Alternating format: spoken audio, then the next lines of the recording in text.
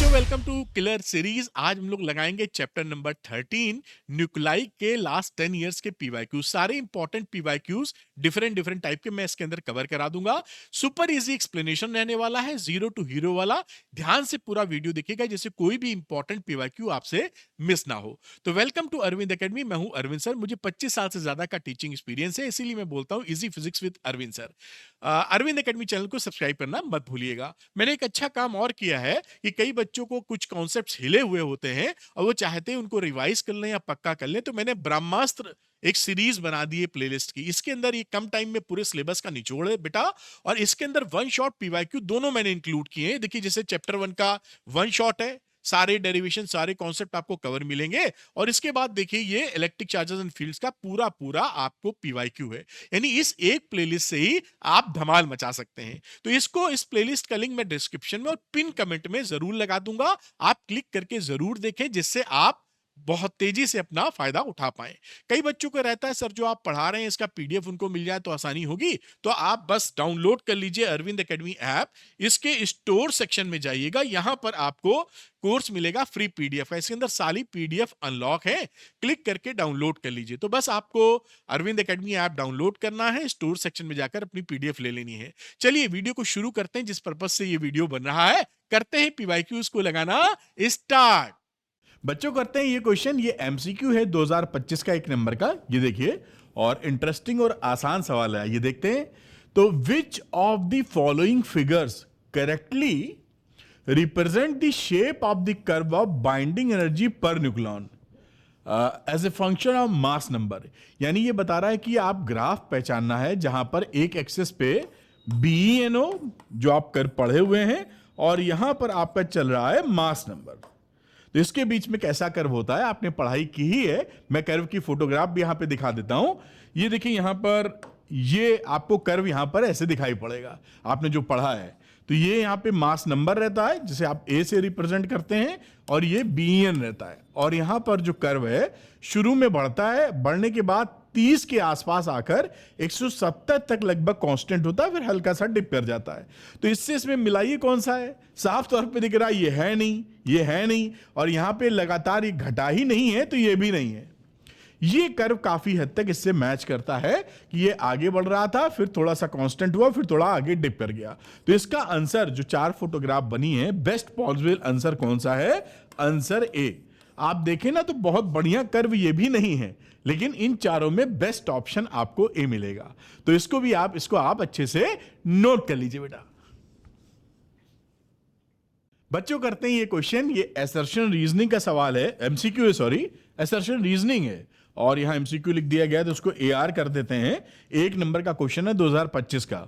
तो लिखा है assertion the binding energy per nucleon is practically constant for the mass number in the range of 30 to 170। यानी 30 से 170 के बीच में जो मास नंबर होता है उनके लिए बाइंडिंग एनर्जी पर न्यूक्लियर कांस्टेंट होती है। आइए आपको कर्व याद दिला देता हूं।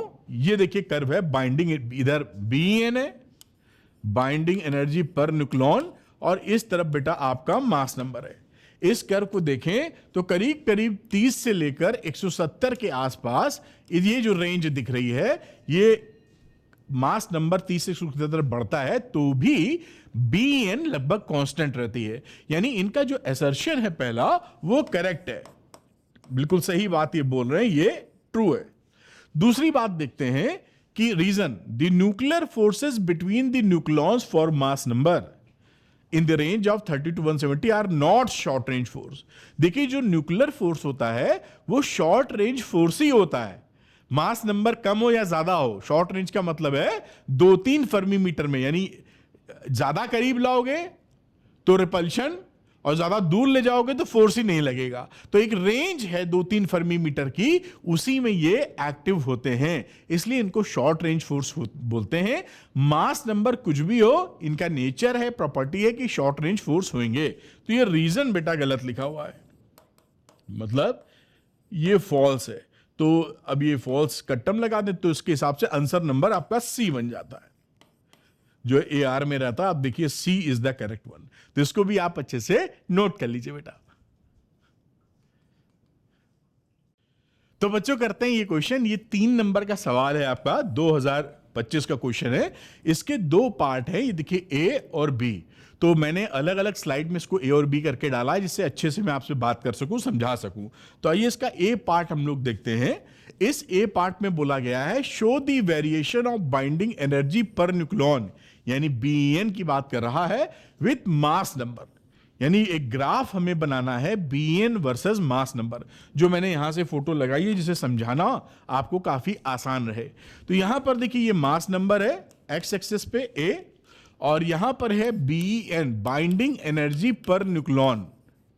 और आप देखते हैं कि शुरू में बाइंडिंग एनर्जी बढ़ती है, लगभग 30 के आसपास जब ये पहुंचते हो, यहां कहीं 30 आ जाएगा, यहां से लेकर ए बराबर 30 से लेकर और 170 तक, करीब यहां तक कह लीजिए, ये ए बराबर 170 तक, ये जो बाइंडिंग एनर्जी होती है यहां से यहां तक, ये लगभग कांस्टेंट होती है। उसके बाद फिर थोड़ी सी फॉल कर जाती है। तो ये बाइंडिंग एनर्जी का वेरिएशन है विद द मास नंबर। इस ग्राफ की प्रैक्टिस कर लीजिएगा, बहुत इंपॉर्टेंट है, अक्सर पूछते हैं। अगली बात करा, right the significance of the binding energy curve. यानी जो बाइंडिंग एनर्जी कर्व होता है, ये हमको बताता क्या है, फायदा क्या है। तो मैंने आपको टू द पॉइंट करने के लिए एक लाइन यहां पे मेंशन कर दी है, जिससे आप क्लैरिटी ले पाएंगे कि जो बाइंडिंग एनर्जी है वो एक्सप्लेन करती है न्यूक्लियर स्टेबिलिटी। मतलब जिसका बाइंडिंग एनर्जी ज्यादा होगा, अगर बीईएन आपका ज्यादा हो गया, तो स्टेबिलिटी ऑफ न्यूक्लियस, स्टेबिलिटी आपकी ज्यादा होगी। ये एस लिखा हुआ है, ये स्टेबिलिटी ऑफ न्यूक्लियस ज्यादा होगी। तो ये स्टेबिलिटी को रिप्रेजेंट करता, आप जान सकते हैं कौन सा न्यूक्लियस कितना स्टेबल है। और दूसरी बात, फ्यूजन एंड फिजन रिएक्शन को देखिए। फिजन रिएक्शन में क्या होता है कि ये कोई हैवी न्यूक्लियस टूट कर 2 लाइटर न्यूक्लियस में टूट जाता है। तो यहां कहीं जैसे यूरेनियम है, ये टूटेगा फिजन में, तो करीब करीब ये इसका आधा 130-40 के आसपास, 120 के आसपास आ जाएगा। 120 की देखिए बाइंडिंग एनर्जी इधर से बढ़ गई, इसकी कम थी, ज्यादा। बाइंडिंग एनर्जी बढ़ने का मतलब है कि स्टेबिलिटी मिलना ज्यादा। तो इससे आप समझ सकते हैं। फिर बात करी जा रही है फ्यूजन की। देखिए, तो फ्यूजन छोटा लाइटर न्यूक्लाई जुड़ेंगे तो यहां फिर पहुंच जाएंगे, बाइंडिंग एनर्जी बढ़ जाएगी, उसको भी एक्सप्लेन कर सकते हैं। साथ में जो मोस्ट स्टेबल एलिमेंट है, जो कि आयरन होता है, मास नंबर 56, वो भी इससे पता चलता है। तो ये मैंने एक लाइन इसलिए लिखी कि आपको लिखने में भी दिक्कत ना हो, कि binding energy curve, binding energy का जो कर्व होता है वर्सेस मास नंबर, वो आपको स्टेबिलिटी ऑफ न्यूक्लियस के बारे में बताता है, फिजन फ्यूजन के बारे में बताता है, आयरन स्टेबल है सबसे ज्यादा न्यूक्लियस, ये बताता है। तो ये इसका पहला पार्ट था, जो आप, मैं 1 सेकंड के लिए मौका देता हूं, पॉज करके नोट कर लीजिएगा। आइए उसके दूसरे पार्ट को हम लोग यहां पर करते हैं। दूसरे पार्ट में क्या बोला है, 2 nuclei with lower binding energy per nucleon form A nuclei with more binding energy. यानी 2 ऐसे न्यूक्लाई थे मिलकर, एक इसकी जो बाइंडिंग एनर्जी कम थी और इसकी बाइंडिंग एनर्जी थोड़ी ज्यादा हो गई। ज्यादा होने से क्या होगा कि ज्यादा स्टेबल हो जाएगा। मैं व्हाइट कलर लेता हूं। ये ज्यादा बाइंडिंग एनर्जी अगर बीएन ज्यादा हो जाए किसी का, तो वो स्टेबिलिटी ज्यादा बेहतर होती है। ठीक है, कह रहा what type of the nuclear reaction is it. ये न्यूक्लियर रिएक्शन कौन सी है, 2 लोग फ्यूज होके बड़ा न्यूक्लियस बना रहे हैं, तो ये फ्यूजन की रिएक्शन है, न्यूक्लियर फ्यूजन, क्योंकि फ्यूज हो रहे हैं मतलब आपस में मिल रहे हैं। ये पार्ट नंबर 1 कर देता हूं। ठीक, दूसरा पता, whether the total mass of nuclei increases, decreases और रिमेन्स अनचेंज। मास का क्या होगा, तो देखिए आप हमेशा ध्यान रखिए, जब भी बीएन आपकी बढ़ती है तो एनर्जी रिलीज होती है ना। जब भी बीएन बढ़ेगी तो एनर्जी रिलीज होती है। एनर्जी रिलीज कहां से होती है, मास डिफेक्ट से, वही mc² लिखते हो। तो मास क्या हो जाता है, डिक्रीज कर जाता है ना। डिक्रीज करेगा तभी तो मास डिफेक्ट आएगा, पहले का ज्यादा मास, और जब रिएक्शन हो गई तो उसके बाद जो फाइनल प्रोडक्ट है उसका मास कम, तो जो मास डिफेक्ट आया उसी से एनर्जी डेल्टा mc² करके निकाल लेते हो आप। तो समझ में ये याद रखिएगा, बीएन अगर ज्यादा तो स्टेबिलिटी ऑफ न्यूक्लियस ज्यादा, और एनर्जी उस समय रिलीज होगी, एक्सोथर्मिक रिएक्शन होगी, और एनर्जी आती क्या है, मास से। तो मास कुछ कम हो जाएगा तो उसको बोलेंगे मास डिक्रीज कर जाएगा। तो नंबर 2 में क्योंकि ये आप समझ पाए कि एनर्जी रिलीज होगी, तो mass will decrease, mass decrease. बाकी मैंने आपको समझाया यहां पर, तो डिक्रीज, मास डिक्रीज हो जाएगा। तीसरे की बात करते हैं, देखें क्या पूछ रहे हैं थर्ड में। तो does the process require energy और प्रोड्यूस एनर्जी? आपको बताया कि एनर्जी रिलीज करेगा ये, है ना। तो जब भी बाइंडिंग एनर्जी बढ़ेगी एनर्जी रिलीज होगी, तो ये क्या है, रिलीज एनर्जी, रिलीज एनर्जी। इसको हमेशा ध्यान रखिएगा, जो मैंने बताया बाइंडिंग एनर्जी पर न्यूक्लियन का बढ़ना, इसका मतलब है स्टेबिलिटी ऑफ न्यूक्लियस का ज्यादा बेहतर होना, अच्छा होना, बढ़ना, एनर्जी रिलीज होना, मास कम होना कम से कम इतनी बात, तो इसको आप नोट कर लें बेटा। तो बच्चों करते हैं ये क्वेश्चन, ये है आपका 3 नंबर का क्वेश्चन 2025 का। यहां पे भी 2 पार्ट हैं, देखिए एक पार्ट ये है, एक पार्ट ये, तो अलग अलग मैंने स्लाइड में लिया जिससे बेहतर बातचीत आपसे हो सके। तो ये मैं पहला क्वेश्चन लेता हूं, न्यूमेरिकल टाइप है छोटा सा। तो consider the so called DT reaction, deuterium tritium reaction, in a thermonuclear fusion reactor the following nuclear reaction occurs. ये न्यूक्लियर रिएक्शन हमको दिख रही है, दोबारा चलो मैं लिख देता हूं, 1H2 और प्लस 1H3 और उसके बाद बना 2He4। इस रिएक्शन को याद भी कर लीजिएगा, ये अक्सर आपसे पूछ भी लेते हैं कभी कभी, और ये एनर्जी रिलीज हो गई। अच्छा भाई, find the amount of energy released in the reaction, कह रहा है कि इस रिएक्शन में कितनी एनर्जी रिलीज होगी, और मासेस दे रखे हैं सबके, और ये कन्वर्जन 1 AMU बराबर 931 MeV। तो यहां पर हमको पहले देखना पड़ेगा कि मास डिफेक्ट हुआ है तो कितना हुआ है। तो इनिशियल मास, फिर फाइनल मिला मास, और इनिशियल से फाइनल कम है तो मास डिफेक्ट है। यहां दिख ही रहा है एनर्जी रिलीज हुई है तो कम हुआ होगा। तो इनिशियल मास क्या है, मैं MI लिख देता हूं। इनिशियल मास, इनिशियल मतलब इसका मास, यानी mass of 1H2 plus mass of 1H3 बेटा। अब ये दोनों जोड़ के लिख दो, 1H2 1H3, यही जोड़ दें क्या, या यहां पर लिख देते हैं 2.014102 प्लस 3.016049।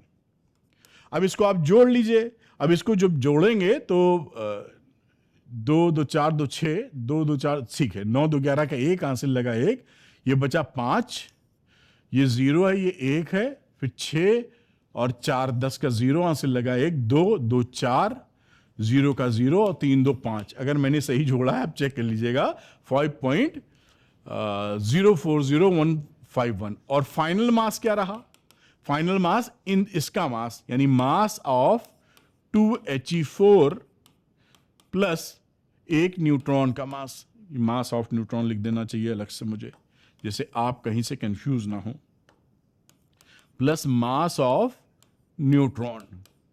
अब इसको जोड़ डालिए, हीलियम का मास इधर दिया हुआ है 4.002603 प्लस न्यूट्रॉन का 1.008665। तो देखिए 2 2 4 2 6, 2 2 ठीक, जोड़ दीजिए डायरेक्ट। तो 5 3 8, 6 का 6, 6 6 12 का 2 हासिल लगा 1, 9 और 9 2 11 के 1 हासिल लगा 1 और फिर 0 और ये 5। चेक कर लीजिएगा गुणा घटाना जोड़ना, ये देखा इससे जो है ये यहां पर कम हो गया है, तो मास डिफेक्ट है। तो मास डेल्टा एम कितना आ गया, डेल्टा एम की वैल्यू है mass of initial minus mass of final. इसको जब आप घटाएंगे तो इसको घटा के लिख लीजिए कितना आ रहा है, अगर सही जुड़ा हुआ है बराबर तो ये आ जाएगा 11 में से 8 गया। ये चेक कर लीजिएगा बेटा ये दुरुस्त है कि नहीं, है ना। तो ये 5.040151 और 5.011268 आसानी होगी घटाने में इस तरह। 11 में से 8 गया 3 और यहां बचा 4, 14 में से 6 गया 8, 10 में से 2 गया 8, 9 में से 1 गया फिर से 8, बहुत सारे 8 आ गए, और 3 में से 1 गया, यहां बचा 1 हासिल लिए, 3 में से 1 गया 2 और 0। ये कहीं डबल तो नहीं, कोई वैल्यू नहीं, बराबर है। तो ये मेरे ख्याल से 0.02888 3 के हिसाब से आ रही है। एक बार फिर से चेक कर लीजिए। हाँ बिल्कुल ऐसा ही है कि 4 में से 1 गया, बराबर है। तो यहां पर अब करना क्या है, अब Q की वैल्यू हो जाती है delta M into MC square, या आप लिख दीजिए कि एक एटॉमिक मास यूनिट के लिए 931 से इस फॉर्मूले को हटा देते हैं, और क्योंकि उन्होंने सीधे कन्वर्जन दिया ही हुआ है, तो इतनी एटॉमिक मास यूनिट जो है उसके लिए कितना होगा, तो 931 इंटू 0.028883 है ना, ये वैल्यू आ जाएगी। इसको एक बार चेक कर लो, कहीं यहां 3 तो नहीं है बेटा, एक बार चेक कर लेते हैं हम लोग। 9 2 11 का 1 और 4 5 0 1, फिर 6 4 10 का 0 1 बचा, 1 और 1 2, ये 3 है। देखिए यहां पर मुझे लग ही रहा था कि ये यहां पर 3 आएगा। आप शांति से चेक कर लीजिएगा, अगर ये 3 आता है तो यहां पर ये वैल्यू आ जाएगी 3, और यहां वैल्यू आ जाएगी, एक चला गया था 1, अब ये वैल्यू यहां बनी, ये बनी 1। अब इसको 931 को 0.0188883 से मल्टीप्लाई करोगे तो करीबन 17.58 MeV आपका आंसर निकल आएगा। तो ये आपका यहां पर आंसर हो गया कि कितनी एनर्जी रिलीज होगी बेटा, इतनी एनर्जी यहां पे रिलीज होगी। तो ये ए पार्ट था इसका किया, अभी बी पार्ट भी हम लोग करेंगे, तो नोट कर लीजिए इसे आप, मेरे ख्याल से पॉज करके आप नोट किए होंगे। आइए इसका सेकंड पार्ट देख लेते हैं, ये वेरी इंपॉर्टेंट है, डेरिवेशन में भी काफी पूछा जाता रहा है। तो बोल रहा है show that the nuclear density is independent of mass number. देखिए जब भी हम डेंसिटी की बात करते हैं तो क्या करते हैं, मास अपॉन वॉल्यूम लिखते हैं, मास अपॉन वॉल्यूम। इसी फॉर्मूले को न्यूक्लियस के लिए लगा देंगे, न्यूक्लियस का मास टोटल और वॉल्यूम टोटल। तो एक न्यूक्लियस ले लेते हैं, ये स्टेटमेंट आप लिख लीजिएगा, मैं स्टेटमेंट नहीं लिख रहा हूं, एक ये हमने मान लीजिए न्यूक्लियस ले लिया या न्यूक्लाई ले लिया, जो भी बोलना है, ठीक है।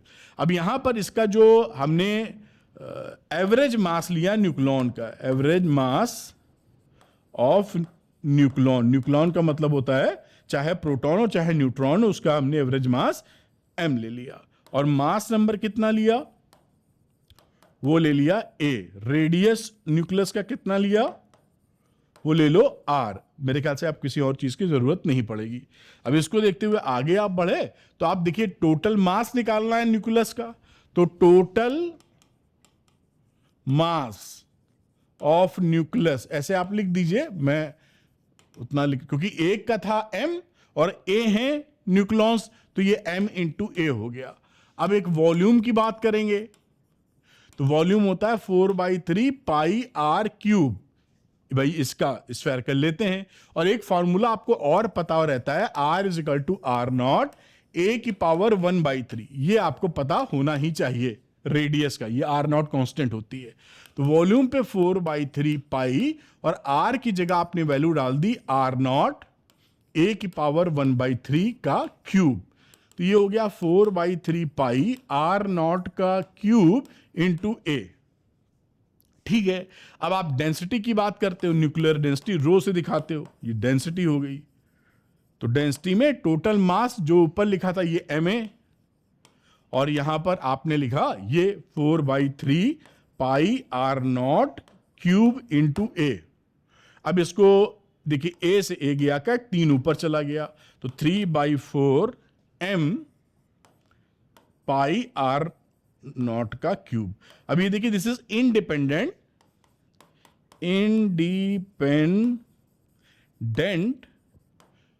Of mass number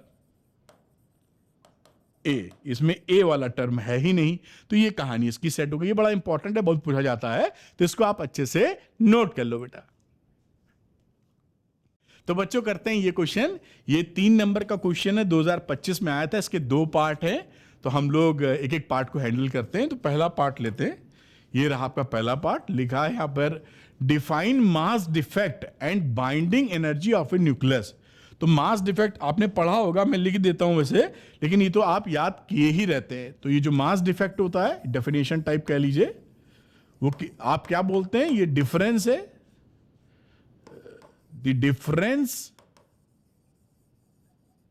of A nucleus and its constituents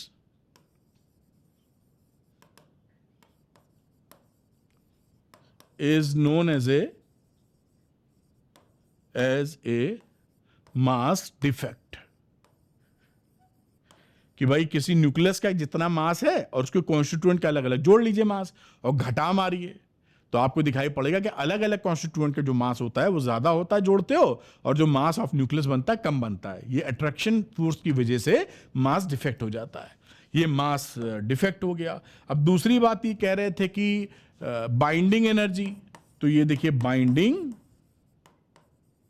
energy, ये अब मैं लिखूं या आप इसको याद किए हुए तो आप भी लिख लेना या मैं लिख देता हूं, चलो, कि defined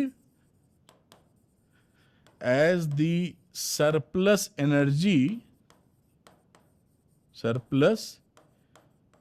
energy which the न्यूक्लॉन्स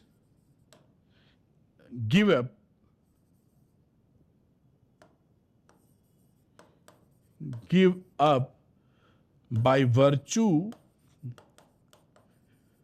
of their, इधर ले लेते हैं, mutual attraction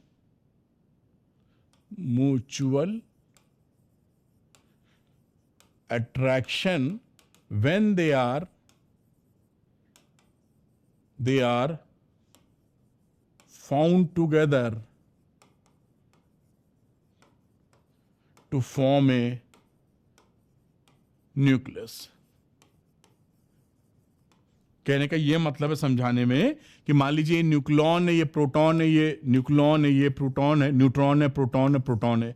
जब ये आपस में एक न्यूक्लियस में आते हैं तो उस समय ये एनर्जी रिलीज कर देते हैं. तो जितनी एनर्जी रिलीज करते हैं वही बाइंडिंग एनर्जी. दो डेफिनेशन होती हैं, उनमें से एक का जिक्र हम कर रहे हैं. तो वो एनर्जी जो रिलीज कर देते हैं वो बाइंडिंग एनर्जी होती है. और रिलीज क्यों करते हैं? क्योंकि इनके बीच में अब ये तीनों जो भाई लोग यहां आ गए हैं, म्यूचुअल अट्रैक्शन तगड़ा होता है. This is the reason. तो जो एनर्जी रिलीज करेंगे उसी को आप बाइंडिंग एनर्जी बोलते हैं. बाइंडिंग एनर्जी की एक सेकंड डेफिनेशन भी होती है जहां पर यह बोला जाता है इसी का उल्टा, कि अगर एक न्यूक्लियस के अंदर न्यूक्लॉन्स हैं तो उनको अलग अलग करने के लिए जो एनर्जी रिक्वायर्ड होती है उसे बोलते हैं बाइंडिंग एनर्जी.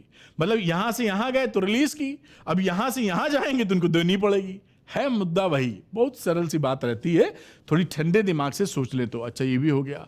लिखा describe fission process on the basis of binding energy. तो फिजन में है कि एक हैवी न्यूक्लाई टूट रहा है. तो आपने जो कर्व पढ़ा था, BN curve and mass number, तो कुछ ऐसे करके मोटे तौर पे ये ऐसे आता है. तो यहां पर अगर यूरेनियम है मान लीजिए 238 के आसपास, जिसका मास नंबर होता है, जब वो टूटता है तो वो लगभग आधे में 120 के आसपास वो यहां पर कहीं पर टूट के पहुंच जाता है. तो बाइंडिंग एनर्जी में आपका इंक्रीज होता है. जनरली 7.6 जो MeV होती है वहां से बाइंडिंग एनर्जी 8.4 MeV में चली जाती है. 7.6 से 8.4 में.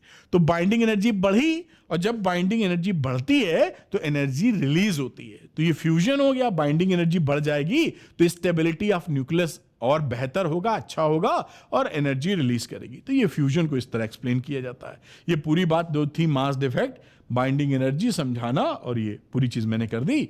इसका सेकंड पार्ट है कोई भी, उसको भी देख लेते हैं क्या है. तो ये आप पॉज करके नोट कर सकते हैं. ये सेकंड पार्ट ले लेते हैं इसका. इसमें लिखा है a deuteron contains a proton and a neutron. Deuteron के अंदर प्रोटॉन और न्यूट्रॉन है, और मास जो दे रखा है इसका ड्यूट्रॉन का वो इतना AMU है. तो यहां चाहिए तो आप लिख लीजिए मास ऑफ ड्यूट्रॉन 2.013553. और इनके जो कॉन्स्टिट्यूएंट पार्टिकल के अगर आप जोड़ेंगे तो मास ऑफ कॉन्स्टिट्यूएंट पार्टिकल्स, इसके अंदर जो बंदे हैं वो कौन कौन है? एक है न्यूट्रॉन, प्रोटॉन और न्यूट्रॉन, Mp प्लस Mn. एक प्रोटॉन एक न्यूट्रॉन. यहां मासेस दे रखे हैं, तो ये 1.007277 और न्यूट्रॉन का हो गया 1.00865। अब इसको आप यहाँ पे जोड़ मारिए, तो अगर आप चाहें जोड़ना तो ऐसे ही जोड़ते हैं, देखते हैं सही आना चाहिए। 7 3 12 का 2 हासिल लगा 1, 6 6 12 1 13 और एक 14, अगर ठीक लिख रहे हैं तो फिर ये तीसरे पहुंचे 6 2 8 और एक 9, फिर 8 और ये ला है ना 8 7 15 का 5 हासिल लगा 1 0 और ये 2, तो ये 2.015942 आ रहा है। आप इसको प्रॉपर्ली जोड़ सकते हैं, मैं प्रॉपर्ली भी यहाँ आपको लिखता हूँ 1.007277 और 1.00865, ये जोड़ दीजिए आप।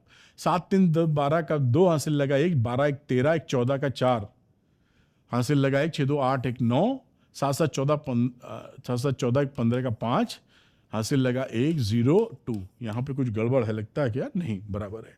तो इतना आ गया इसके कॉन्स्टिट्यूएंट का मास। तो मास डिफेक्ट कितना हुआ? डेल्टा एम, जिसे आप बोलते हो मास डिफेक्ट। तो इसकी वैल्यू कितनी होगी? मास ऑफ जो कॉन्स्टिट्यूएंट पार्टिकल का मास था अलग अलग, वो ज्यादा रहता है, proton minus mass of neutron. तो इसके हिसाब से आप देखें तो अलग अलग का था 2.015942 माइनस न्यूट्रॉन का था 2.01013553। अब इसको आप घटा के निकाल लीजिए, फिर घटाने में सीधे घटाना ज़्यादा आसान पड़ता है तो मैं यहाँ लिख लेता हूँ 2.0, इसी के नीचे जगह यहाँ कर लो भी, तो कलर बदल लेते हैं। तो यहाँ पे लिखिए 2.015942 माइनस कर रहे हैं 2.013553। ठीक, 12 में से 3 गया 9, 13 में से 5 गए 8, 8 में से 5 गया 3, 4 में से 3 गया 1 और 0 0 0, ये मास डिफेक्ट आया। अब एनर्जी की बातचीत कर लेते हैं भाई, एनर्जी से कितना मास डिफेक्ट है? तो BN क्या हो गया? बाइंडिंग एनर्जी कितनी हो गई? डेल्टा M इंटू 931.5 MeV दिया था ना, इसकी वैल्यू हो गई 0.001389 इंटू 931.5। इसको जब आप सॉल्व करेंगे तो 2.25 MeV के आसपास आंसर आ जाएगा। ऐसे ही सवाल बहुत आते हैं, आराम से प्यार से इसको कर सकते हैं। तो इसको भी नोट कर लीजिए, अच्छा सवाल है, ऐसे ही मिलेंगे सवाल, नोट कर लो इसे।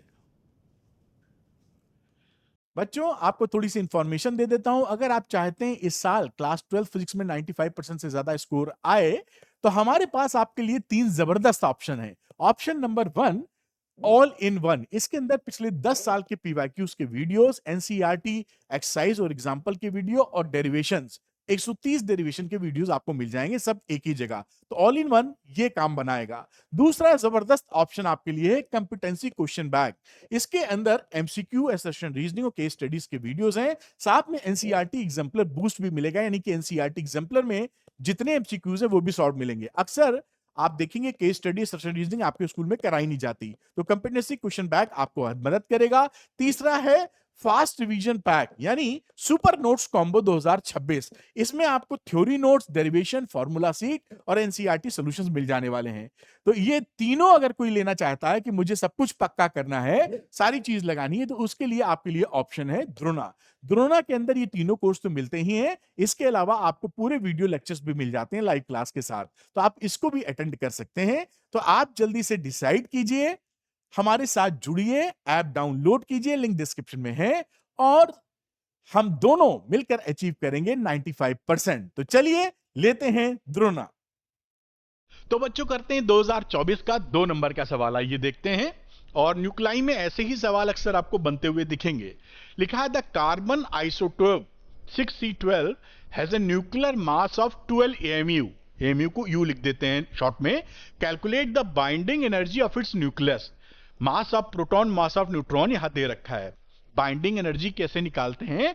हम मास डिफेक्ट निकालते हैं। मास डिफेक्ट निकालेंगे और या तो उसको डेल्टा M मास डिफेक्ट को mc स्क्वायर कर देंगे, डेल्टा mc स्क्वायर, या हमें पहले से मालूम है, हम कैलकुलेट कर चुके हैं कि एक AMU हमको 931.5 MeV एनर्जी देती है। तो ये जो भी मास डिफेक्ट है वो कितनी एनर्जी देगा निकल आएगा।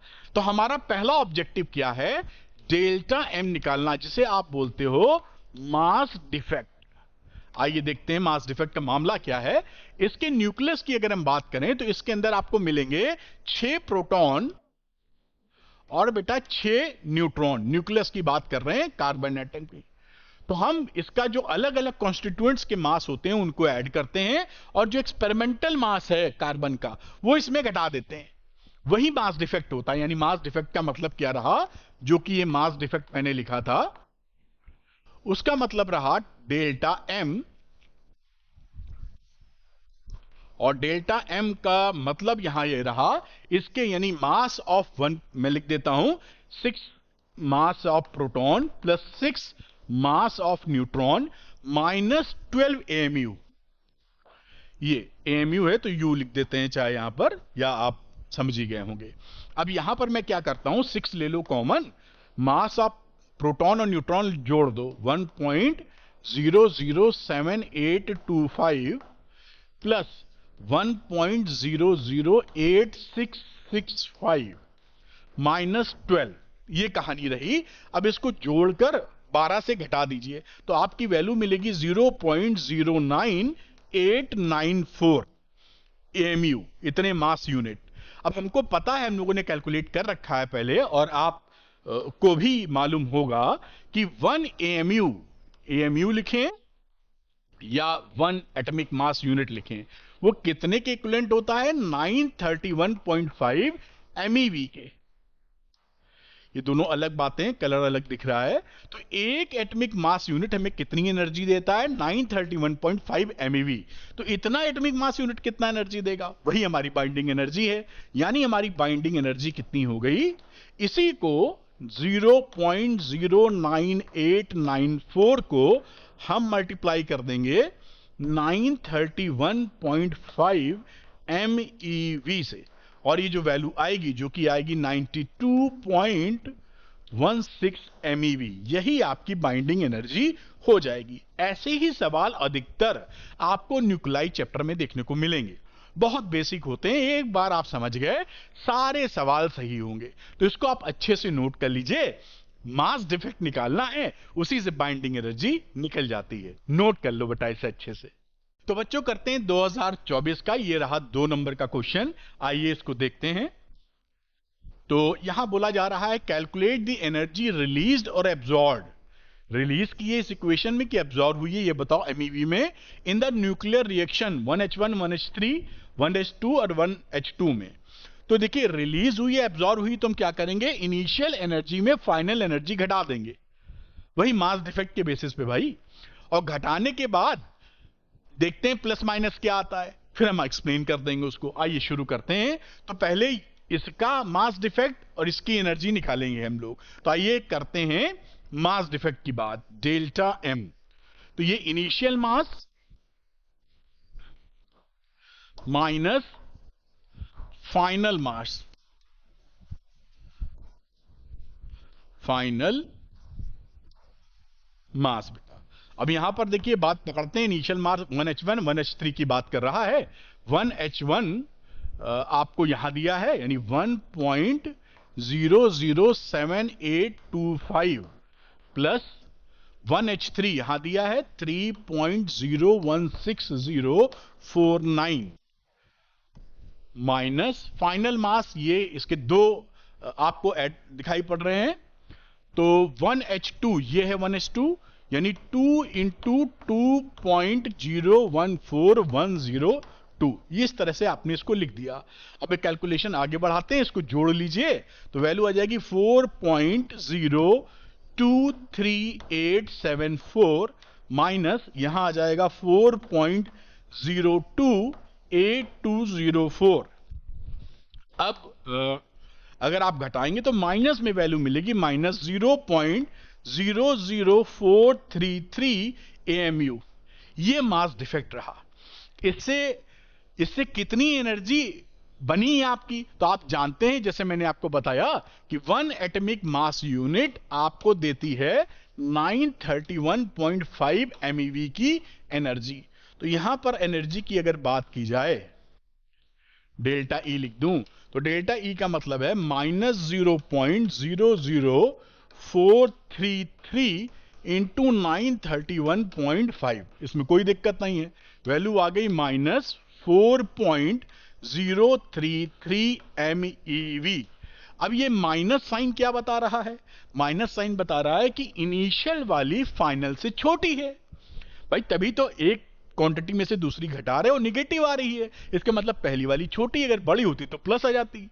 तो इसका मतलब है इनिशियल मास, या मास कन्वर्ट हो सकता है एनर्जी में, इनिशियल मास कम है फाइनल मास से, एनर्जी कम है। तो यहां कम है, यहां ज्यादा है एनर्जी, यानी एब्जॉर्प्शन हुआ है। इसका क्या मतलब हो गया कि energy is absorbed, energy is absorbed. उम्मीद है समझ में आया होगा आपको। मास सीधे कन्वर्ट किया जा सकता है एनर्जी में, E is equal to delta M C square से। तो अगर मास ज्यादा है तो एनर्जी ज्यादा है, मास कम है तो एनर्जी कम है। तो ये शुरुआत का मास कम है, बाद का ज्यादा है, तभी निगेटिव आया था। मास यहां पर बढ़ गया है, इसका मतलब एनर्जी बढ़ गई है। बढ़ने का मतलब एनर्जी एब्जॉर्ब की गई है, तभी तो बढ़ी है, और कहां से आई। खैर, फर्स्ट क्लास, इसको नोट कर लीजिए। ऐसे ही क्वेश्चन जबरदस्त तरीके मिलते रहेंगे इस चैप्टर में, नोट करने से आप। आइए बच्चों, करते हैं 2024 का ये 3 नंबर का सवाल है। पहली चीज ये पूछ रहे हैं, define atomic mass unit. Atomic mass unit का ए पार्ट है, तो एक एमयू किसे कहते हो? तो पहले तो ये यूनिट ऑफ, क्या है ये? A unit of mass, MU जो होता है, a unit of mass used to express atomic masses और एंड मॉलिक्यूलर वेट्स। साथ में किसके बराबर होता है? आपको केमिस्ट्री खूब धुआंधार पढ़े हैं आप। Equal to 1/12 of the mass of carbon 12 atom. ये एटॉमिक मास यूनिट की कहानी है। जो एटॉमिक मास यूनिट इसीलिए एक्सप्रेशन में लाया गया था कि केजी एसआई यूनिट में इसको एक्सप्रेस कर पाना काफी लंबा चौड़ा एक्सप्रेशन आता था, तो इजी नहीं था। एएमयू के फॉर्म में लिखने में काफी इजी पड़ गया और समझ में आने वाली बात हो गई। खैर, अब आगे की चर्चा को बढ़ाते हैं। जो सेकंड पार्ट इसका है, यहां पर बोल रहे हैं calculate the energy required to separate a neutron into its constituent parts, a proton and a neutron. एक न्यूट्रॉन को हम प्रोटॉन और न्यूट्रॉन में अलग करना चाहते हैं। तो अलग करने के लिए क्या होता है, जो उसकी बाइंडिंग एनर्जी होती है उतनी ही एनर्जी आप अगर उसको दे देंगे तो फ्री हो जाएंगे। बाइंडिंग एनर्जी वही डेफिशिट होता है जो फ्री के लिए चाहिए। अगर वो बाइंडिंग एनर्जी उतनी आप प्रोवाइड कर देंगे उसको, तो ये जो भी इसके कॉन्स्टिट्यूएंट्स है वो अलग हो जाएंगे। तो आइए उसी तर्ज पर बात को लेके चलते हैं। तो हम निकालेंगे मास डिफेक्ट पहले।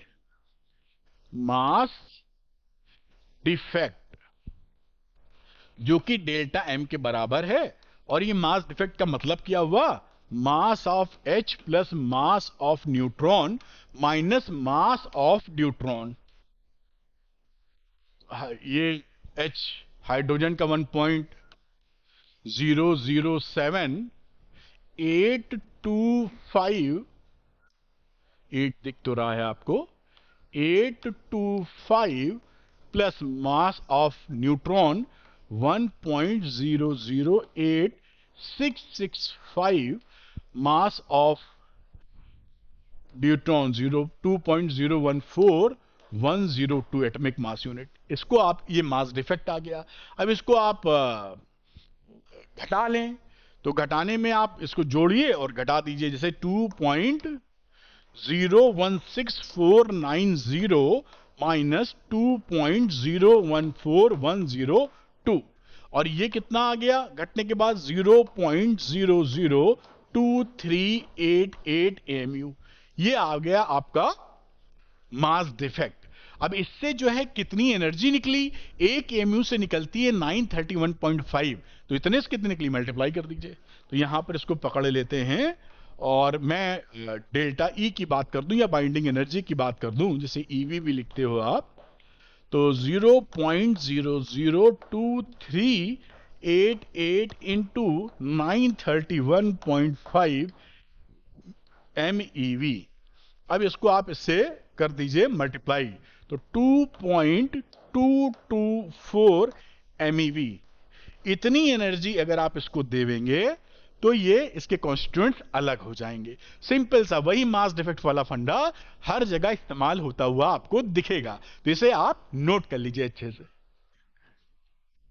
लिखा है the difference in a mass of 7x nucleus and total mass of its constituents nucleons is 21 AMU। Atomic mass unit का शॉर्ट फॉर्म यू लिख देते हैं हम लोग। The binding energy per nucleon for this nucleus is to the energy equivalent to. बहुत ही सरल सवाल है, मैं समझा देता हूं। क्या कह रहे हैं कि भाई जब ये लोग अलग अलग थे कॉन्स्टिट्यूएंट्स 7x न्यूक्लियस के, तो उनकी कोई एनर्जी रही होगी, एनर्जी ले रहे हैं। वैसे तो मास डिफेक्ट से एनर्जी निकालते हैं, मैं सरल करने के लिए क्या कर रहा हूं, इसकी कुछ एनर्जी ले रहा हूं E1। और जब ये 7x न्यूक्लियस बन गया है, इसके अंदर जब ये साथ आ गए हैं, तो इनकी जो एनर्जी रही E2 रही, और इसका जो एनर्जी का डिफरेंट है लिखा ना, एंड द टोटल मास, ये मास की बात कर रहे हैं तो मास ही कह लीजिए आप, क्योंकि मास डिफेक्ट से ही एनर्जी कही जाती है, ये M2। अब यहां पर जब इसको साथ लाते हैं तो हम देखते हैं इसका मास कम हो जाता है, तो मास डिफेक्ट क्या रहा, M1 minus M2 which is delta M, जिसे आप मास डिफेक्ट बोलते हैं। और इसी मास डिफेक्ट के बेसिस पर आप डेल्टा MC इंटू सी स्क्वायर से एनर्जी निकाल लेते हैं। तो जो इन दोनों के बीच का डिफरेंस होता है मासेस का, उसी से तो एनर्जी निकल रही है। और सरल भाषा में बात की जाए, अगर हम ऐसा सोच लें कि इसकी एनर्जी अगर 100 है समझाने के लिए, और इसकी एनर्जी 90 है, तो इसकी बाइंडिंग एनर्जी क्या होती है, 100 माइनस 90 यानी 10, है ना। तो यहीं पर ये डेल्टा MC स्क्वायर की वैल्यू दे रखी है कितनी डिफरेंस की, 21 AMU या 21 U। इतना एनर्जी है, इसको बोल रहे हैं क्या, बाइंडिंग एनर्जी। अब ये पूछ रहा है बाइंडिंग एनर्जी पर न्यूक्लियन बताओ, तो यहां पर जो मास नंबर है 7 ना, उसको 21 को 7 से, क्योंकि ये तो टोटल न्यूक्लियस के लिए हो गई, लेकिन इसमें खिलाड़ी कितने हैं, 7। ये क्या है, this is a mass number. तो टोटल लोग कितने हैं इसमें, इस परिवार में 7 मेंबर्स, और ये टोटल की एनर्जी है, तो बाइंडिंग एनर्जी पर न्यूक्लियन पर मेंबर कितनी हुई, 21/7। तो ये रहा 21/7, और इसका आंसर आ गया 3U। तो आंसर इज ए। बात समझ में आई होगी, मैंने इलैबोरेट करने की कोशिश की है। हमेशा बाइंडिंग एनर्जी जो होती है, अगर आपकी बाइंडिंग एनर्जी ज्यादा है तो स्टेबिलिटी ऑफ न्यूक्लियस बढ़ जाता है, क्योंकि भाई इनको अलग अलग होने के लिए, अगर ज्यादा का मतलब क्या रहा कि इन दोनों का गैप बढ़ गया।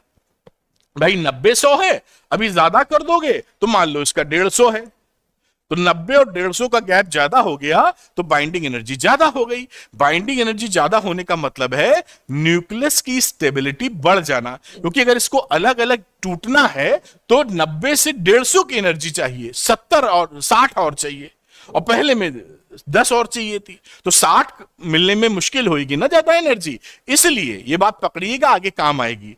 तो बाइंडिंग एनर्जी ज्यादा होने का मतलब है न्यूक्लियस का ज्यादा स्टेबल होना, ठीक। और बाइंडिंग एनर्जी है क्या, इन दोनों के बीच में जो मास डिफेक्ट होता है, अलग अलग मासेस जो होते हैं एक साथ लाने पर मास थोड़े कम हो जाते हैं, इन दोनों के बीच का जो डिफरेंस है, this is known as a mass defect. और आइंस्टाइन बता गए हैं कि मास और एनर्जी में relation E is equal to MC square से एस्टेब्लिश कर सकते हैं, इसलिए E is equal to delta MC square से निकालकर एनर्जी निकाल ली जाती है। यानी इस समय जब ये मिले थे, इसकी अपेक्षा जब ये मिले थे तो इसमें बाइंडिंग एनर्जी कितनी हुई। बेसिकली ये डिफरेंस ही है दो एनर्जी के बीच का, ऐसा समझ सकते हैं। ठीक है, मैंने काफी कुछ एलिब्रेशन कर दिया, जैसे कई सवाल जो आगे आने वाले हैं वो भी सरल लगते चले जाएं। मैं हटता हूं, आप इसको पॉज करके नोट कर लें। नेक्स्ट क्वेश्चन लेता हूं। अब यहां लिखा है calculate the binding energy of an alpha particle. अब अल्फा पार्टिकल कई बच्चों को नहीं मालूम होता, तो ऐसी गलती ना करिएगा। अल्फा पार्टिकल होता है nucleus of helium, nucleus of helium, यानी इसके न्यूक्लियस के अंदर दो प्रोटॉन और दो न्यूट्रॉन होते हैं, इलेक्ट्रॉन को भगा देते हैं हम लोग, तभी तो न्यूक्लियस हुआ। तो ये दो प्रोटॉन दो न्यूट्रॉन हीलियम के अंदर होते हैं, इसको पकड़ के रखना है अपने को। तो आगे देखते हैं। फिर ये बोला है calculate the binding energy of an alpha particle, mass of proton, mass of neutron, mass of helium और 1 AMU बराबर फलाना। तो भाई ये जो देखिए कैसे निकाला करते थे, अभी समझाया था आपको कि दो प्रोटॉन अगर अलग हैं PP और दो न्यूट्रॉन अगर अलग हैं, ऐसे दो प्रोटॉन और दो न्यूट्रॉन, तो इसकी कुछ मास होगा। 2 इंटू मैं लिख देता हूं, बाइंड मास डिफेक्ट लिख रहा हूं, देखिए डेल्टा M की वैल्यू, अलग अलग वालों का मास 2 इंटू मास ऑफ प्रोटॉन बराबर है plus 2 into mass of neutron. ठीक, अब इसमें से जब ये एक साथ आ गए हैं तो मास ऑफ हीलियम न्यूक्लियस, ये क्या है, मास ऑफ हीलियम न्यूक्लियस, इसकी वैल्यू भी दे रखी है जो हम यहां पे लिखेंगे -MHE। तो इन दोनों का बीच का डिफरेंस हो गया, जो अभी समझाया था, अलग अलग जोड़ लो मास, एक साथ का मास निकाल के डिफरेंस ले लो, मास डिफेक्ट कहलाता है, और उसी से एनर्जी हम लोग निकाल लेंगे। यहां पर वैल्यू लिख ली जाए तो 2 इंटू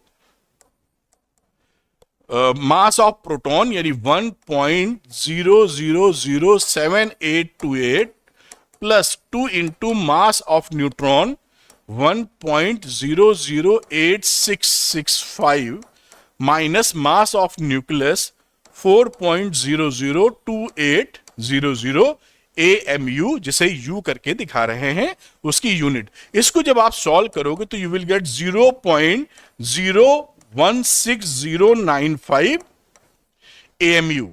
अब आप जानते हैं कि एक AMU से एनर्जी मिलती है 931, तो इतनी AMU से कितनी मिलेगी, तो बाइंडिंग एनर्जी यही हो जाएगी, बाइंडिंग एनर्जी, बाइंडिंग एनर्जी बेटा। और ये वैल्यू हो गई मास डिफेक्ट AMU में, और साथ में 931 MeV, और ये वैल्यू आपकी कितनी है, 931 से मल्टीप्लाई कर दीजिए, 14.9844 MeV, ये आपका बेटा आंसर आ जाएगा। ये आंसर हो गया। ये क्वेश्चन, ऐसे क्वेश्चंस बहुत इंपॉर्टेंट हैं, वेरी इंपॉर्टेंट, आपको जरूर आने चाहिए, क्योंकि ना ये बड़े होते हैं ना ये छोटे होते हैं, लेकिन बिना जानकारी के कर नहीं पाएंगे इसको आप। तो मैं हटता हूं, इसको नोट कर लिया जाए। बात मैं समझा रहा था, शायद वैसी ही ग्राफ पूछ लिया यहां पर। तो draw a plot showing the variation of potential energy of two nucleons as a function of distance between them. Identify the regions in which the force between the nucleons is attractive and repulsive. Justify your answer. ठीक है, अब यहां पर क्या होता है, ये मैं ग्राफ सा बना रहा हूं, मैं बल्कि इसको थोड़ा और ऊपर ले लेता हूं। इस तरीके से बनाया, एक प्लॉटिंग कर दी, ये दिखा दिया मैंने यहां पर, जीरो लेवल ऊपर दिखाएंगे हम लोग, ये -100 MeV दिखा दो। पोटेंशियल एनर्जी की बात कर रहे हैं, potential energy in mega electron volt 0 है, और यहां कहीं मैं इसको +100 लिख देता हूं। अंदर रफ बना रहे हैं तो आप समझ ही जाएंगे। और यहां पर मैं दो न्यूक्लियॉन्स के बीच का डिस्टेंस R दिखा रहा हूं, जो कि फर्मी मीटर में है। फर्मी मीटर क्या होता है, 10⁻⁻15 मीटर के बराबर। तो यहां पर कुछ प्लॉटिंग कर देते हैं। ये तो स्टार्ट हो गया कहीं पर, मैं यहां कहीं R0 बनाएंगे। R0 का मतलब होता है 0.8 फर्मी मीटर। ये 1 2 3 4 के आसपास, और इसको ऐसे बना देते हैं एक लाइन। अब देखिए जो ग्राफ होता है ना, यहां पोटेंशियल एनर्जी मिनिमम होती है और 4 के आसपास आते आते ये जो फोर्स है ये लगभग शून्य चला जाता है, कुछ ऐसा आप समझ लीजिए। और यहां से बहुत तेजी से ये पोटेंशियल एनर्जी ऐसे बढ़ती है। एक रफ डायग्राम है, या थोड़ा सा एक कर्व दे देना चाहिए हमको ऐसे। ये तो पहले वाला मिटाना थोड़ा मुश्किल हो जाएगा।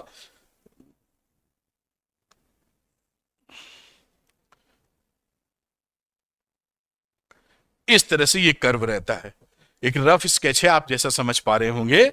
और यहां पर देखिए क्या होता है, जब पोटेंशियल एनर्जी निगेटिव होती है तो अट्रैक्शन, ये बात बता दूं नहीं आप कंफ्यूज हो जाए, मतलब आप पकड़ नहीं पाएंगे कॉन्सेप्ट वरना। तो देखिए यहां पर क्या है, ये पोटेंशियल एनर्जी यहां देखिए 0 से नीचे निगेटिव है, तो जहां तक ये निगेटिव है वहां तक अट्रैक्शन होता है।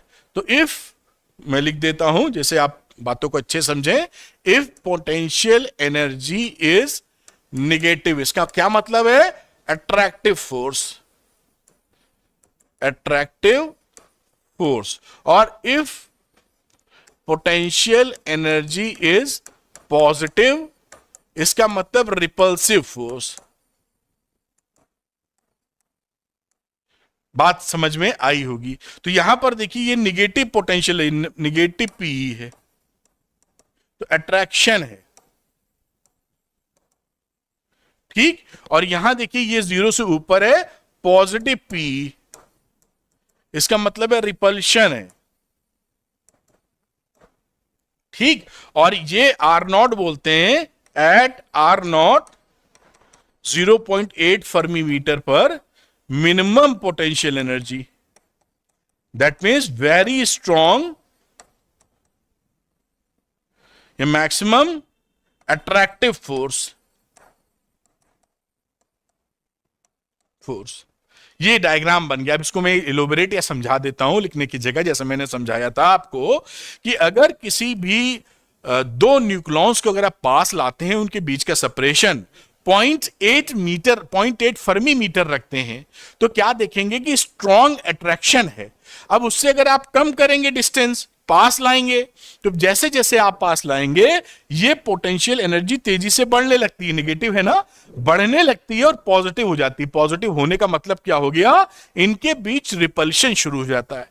यानी जैसे जैसे इसको पास लाते हैं, potential energy rapidly increases and quickly it will become positive. इसका क्या मतलब है कि दोनों में न्यूक्लॉन्स में रिपल्शन चालू हो गया। और इधर अगर डिस्टेंस को आप बढ़ाते हैं, इसको डिस्टेंस को आप बढ़ाते हैं, तो 4 फर्मी मीटर के आसपास आते आते यहां पर आपको पोटेंशियल एनर्जी लगभग 0 मिलने लगती है। इसका मतलब है दोनों पर कोई भी अट्रैक्टिव फोर्स नहीं लग रहा है, रिपल्सिव भी नहीं लग रहा है, ऐसा भी बोल सकते हैं। तो कोई फोर्स नहीं लगेगा करीब करीब 4 फर्मी मीटर के आसपास, ठीक। ये इस ग्राफ की इंपॉर्टेंस है। This graph is very important. दो ग्राफ बड़े इंपॉर्टेंट हैं इसके, एक तो न्यूक्लियर फोर्स वाला, एक बाइंडिंग एनर्जी कर्व वाला, वो भी देखेंगे हम लोग। लेकिन इस बात को आप यहां पर नोट कर लीजिए, मैंने काफी चीजें इसके अंदर आपको बताने की कोशिश की है जो आपके लिए काफी अच्छा रहने वाला है। तो इसको पॉज करके बेटा नोट कर लें, अगले क्वेश्चन की तरफ चलते हैं। तो मैं हट जाता हूं, उम्मीद है इसको आप पॉज करके नोट कर पाए होंगे। जो भी क्वेश्चन है, Which of the following statements about nuclear force is not true? जो न्यूक्लियर फोर्स के बारे में सच नहीं है वो बताना है। पहला, the nuclear force between two nucleons falls rapidly to 0 as their distance is more than a few fermi femtometers। वही हो गया, बिल्कुल ठीक बात है। ये तो भाई साहब सही है कि जैसे सेपरेशन आप बढ़ाते हैं, 4 फर्मी मीटर पे आते हैं, तुरंत ये 0 हो जाता है। The nuclear force is much weaker than the Coulomb force। अरे ये तो गलत बात लिखी है, यही ऑप्शन सही है। और आप जैसा जानते हैं एक ही ऑप्शन सही होता है आपके लिए। कोलंबियन फोर्स से ये फोर्स काफी स्ट्रांग होता है, वीक नहीं होता, 100 गुना तक ज्यादा मजबूत रहता है मतलब स्ट्रांग रहता है। तो इसको पॉज करके नोट कर लें। यहां पर कह रहे हैं ये differentiate between nuclear fission and fusion. ये डिफरेंशिएट तो आप बेटा कर ही लेंगे, फिर भी मैं थोड़ा सा अंदाजा आपको दे देता हूं। फिजन एंड फ्यूजन, आप जानते हैं फिजन में एक हैवी न्यूक्लियस टूटकर दो छोटे छोटे हल्के न्यूक्लियस में तब्दील हो जाता है। उसका यूरेनियम वाला एग्जाम्पल बड़ा फेमस है, उसको याद कर लीजिएगा, क्या था, 92-235, और न्यूट्रॉन का इस पे अटैक करा देते हैं और बेरियम क्रिप्टॉन बन जाता है Ba 56-141 प्लस क्रिप्टॉन 36-92, और साथ में 3 न्यूट्रॉन निकलेंगे और काफी एनर्जी निकलेगी। तो ये आपका फिजन का रिएक्शन हो जाता है। जब भी ये पूछें तो ये जो इक्वेशन लिखी, ऐसी इक्वेशन जरूर लिखिएगा, इससे तुरंत आपका टीचर इंप्रेस हो जाएगा, मतलब उसको मालूम चल जाएगा कि आपको आ रहा है। ये एक फ्यूजन की मोटी मोटी रिएक्शन मैंने लिख दी। और ये फ्यूजन में एक हैवी न्यूक्लियस टूट के लाइटर न्यूक्लियस में टूटेगा और वहां फ्यूजन में दो छोटे लाइटर न्यूक्लियस जुड़कर बन जाएंगे। यहां पे जो लिंकिंग पार्टिकल होता है वो न्यूट्रॉन होता है। लिंक्ड पार्टिकल्स आर न्यूट्रॉन्स, और यहां पे प्रोटॉन्स होते हैं। लिंक्ड पार्टिकल हमारे प्रोटॉन होते हैं। और भी बहुत सारे डिफरेंसेस है, एक और लिख देते हैं। ये क्विक प्रोसेस है।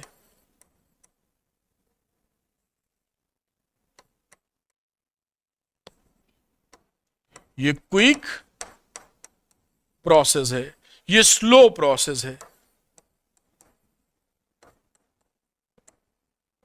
बाकी और भी आप बहुत सी चीजें लिख सकते हैं। इसके लिए जो रॉ मटेरियल है एबंडेंस में नहीं है, यूरेनियम बहुत कम होता है। यहां पर तो आप हाइड्रोजन चाहिए, रॉ मटेरियल प्लेंटी में है। इसके रेसिड्यूअल या waste material radioactive material है जो कि हानिकारक है, जबकि इसका जो फ्यूजन है इसे क्लीन फ्यूल बोलते हैं, क्योंकि इसका जो वेस्ट मटेरियल है वो हानिकारक नहीं होता है। और भी कई सारे हो सकते हैं, लेकिन ये 3-4 मैंने लिख दिए और इससे आप समझ सकते हैं। अच्छा, अगला न्यूमेरिकल है, उसको हम लोग करने का प्रयास करेंगे। और ये न्यूमेरिकल, ऐसे न्यूमेरिकल ना, मेरे ख्याल से वही, हाँ, ये न्यूमेरिकल इंपॉर्टेंट है। ये आपसे अक्सर इस तरह के न्यूमेरिकल पूछे जाते हैं। तो मैं क्या इसी स्लाइड पे करता हूं, वरना पढ़ने में दिक्कत होगी सवाल। तो बी नंबर इधर ले लेता हूं, जिसे थोड़ा सा स्पेस मिल जाए। Deuterium undergoes fusion as per the reaction, 1H2 मिलकर 2He3 बन गए, न्यूट्रॉन 3.27 MeV। लिखा find the duration for which an electric bulb 500 watt का है कैन बी केप्ट ग्लोइंग, कब तक जलेगा, by the fusion of 100 gram of deuterium. 100 gram deuterium आप ले लें तो कितनी एनर्जी निकलेगी जो इसको 500 वॉट बल्ब को कितनी देर तक जला पाएगी। ठीक है, कोई दिक्कत की बात नहीं है। तो शुरुआत करते हैं। 2 ड्यूटेरियम एटम कितनी एनर्जी रिलीज कर रहे हैं, 3.27 MeV। इसको लिख लेते हैं। 2, इसी से बात शुरू होगी। Deuterium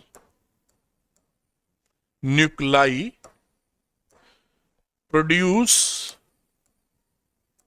3.27 MeV।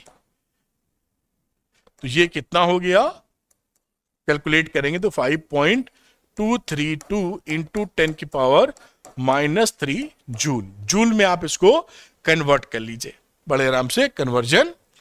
Mega electron volt का आप 1.6 इंटू 10⁻⁻19 से मल्टीप्लाई करके कन्वर्ट आप कर लेंगे। ठीक है ना, मेगा इलेक्ट्रॉन वोल्ट 10 की पावर जो रहेगा plus 1.6 into 10⁻⁻19।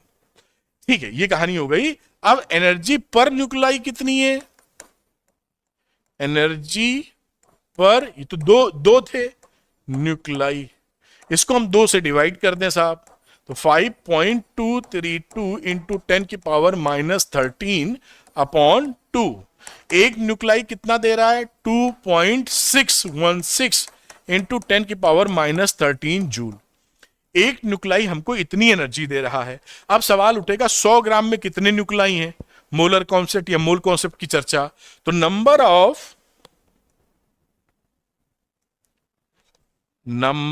Of deuterium atoms, जितने एटम्स उतने ही न्यूक्लाई इन 100 ग्राम। ठीक, तो कितना रहा है वो गाद्रो नंबर 6.02। 3 इंटू 10⁻23 दो था उसका ड्यूटेरियम का एटॉमिक नंबर, और ये रहा बेटा 100 ग्राम। 100/2, ये तो हो गए मोल्स कितने हैं, और ऊपर से एक एक मोल में इतने होते हैं, तो उससे हमने मल्टीप्लाई कर दिया। तो 3.011 इंटू 10⁻25 एटम्स या न्यूक्लाई इतने मिल गए। अब टोटल एनर्जी कितनी मिलेगी, थोड़ा सा ऊपर करना होगा इसको। टोटल एनर्जी जो रिलीज होगी, एक कर रहा था, कहां गया ये, एक कर रहा था 2.616 इंटू 10⁻13, और कितने लोग हैं 3.011 इंटू 10⁻25 एटम्स। मल्टीप्लाई करेंगे, वैल्यू मिल जाएगी 7.88 इंटू 10⁻12 जूल। इतनी एनर्जी मिल रही है। अब हम पावर जानते हैं, एनर्जी बाई टाइम होता है, फिर इससे थोड़ा ऊपर चलना होगा हमें। हम यहां पर जानते हैं power is equal to W/T, यानी एनर्जी अपॉन टाइम। हमको निकालना है टाइम, तो एनर्जी रही 7.88 इंटू 10⁻12 जूल, और पावर कितनी थी 500 वॉट। इसको कैलकुलेट किया तो 1.58 इंटू 10⁻10 सेकेंड आ गया। अब इसको नॉर्मली आंसर ईयर्स में दे देते हैं, तो इसको ईयर्स में चेंज करने के लिए 1.58 इंटू 10⁻10 और 365 इंटू 24 इंटू 60 इंटू 60, और ये कितना आ गया ईयर्स, साल। एक साल में जितने सेकंड होते हैं उससे डिवाइड कर दिया है। और ये वैल्यू देखिए यहां पर कितनी, इसको सॉल्व करोगे तो 500 ईयर्स आपका आंसर आ जाएगा, 500 साल। तो ये इस तरह से पूरा सवाल कंप्लीट हो जाता है। और मैंने आपको बताया कि ये जो मैंने करके दिखाया है, ऐसे क्वेश्चंस आपसे अक्सर पूछे जाते हैं, तो थोड़ा सा पकड़ बनानी जरूरी है। मैं एक क्वेश्चन और ऐसा कराऊंगा अभी आपको, तो इसको आप नोट कर लीजिए। मैं यहां से दिखाता हूं, पॉज करके नोट जरूर कीजिएगा, भले 2 मिनट 4 मिनट लग जाए, क्योंकि वो दिमाग में आ जाएगा आपके। मैं हट जाता हूं, जैसे पूरी स्लाइड आपको जो भी मैंने लिखा है आपको दिख पाए स्क्रीन, तो इसको बेटा नोट कर लें पॉज करके। मेरे ख्याल से आपने नोट किया होगा। थोड़ा मैं ऊपर ले जाता हूं, ये और ऊपर, ये यहां तक आप इसको अच्छे से नोट कर लीजिए। देखिए यहां लिखा, suppose we consider fission of a iron into 2 equal fragments of aluminium nucleus. Is the fission energetically possible? Justify your answers by working out Q value of the process. तो ठीक है, Q वैल्यू देखिए, Q value अगर negative आ जाती है, क्या होती है, कैसे निकलेगी देखेंगे। Q वैल्यू अगर हमारी निगेटिव आ जाएगी तो उसका मतलब है fission not possible, fission not possible. Plus आ जाएगी तो पॉसिबल है, इसी का उल्टा। तो आइए देखते हैं कि इसकी क्या कहानी बन रही है। तो ठीक है, इसकी रिएक्शन क्या बनी, एफई की जो कहानी थी वो चेंज, एफई मतलब 26 और 56, ये चेंज हो गया एल्युमिनियम में, और एल्युमिनियम का है 13 28, और ऊपर से ये 2 हैं इसके। ये रिएक्शन बेसिकली यहां घटी है। तो Q वैल्यू क्या हो गई यहां, Q वैल्यू इज आप लिख सकते हैं M1 माइनस 2M2, भाई इसका मास, और 2 इसका मास, ये M1 इसका मास है, M2 इसका मास है, और इंटू 931.5 या 931 MeV। अब यहां पर आप वैल्यू लिख दीजिए, मास इन्होंने दे रखा है, तो ये 55.93494 AMU माइनस 2 इंटू 27.98 191। अब यहां पे दिख ही रहा है कि ये निगेटिव आ रहा है, ये बड़ी वैल्यू है, 27 से 2 से करेंगे तो 54 आ जाएगी, जो इससे समथिंग, तो ये दिस इज निगेटिव आती हुई दिख रही है, मतलब माइनस डालें मल्टीप्लाई वगैरह करेंगे तो दिस विल कम 26.902 ME। तो Q value is negative, thus fission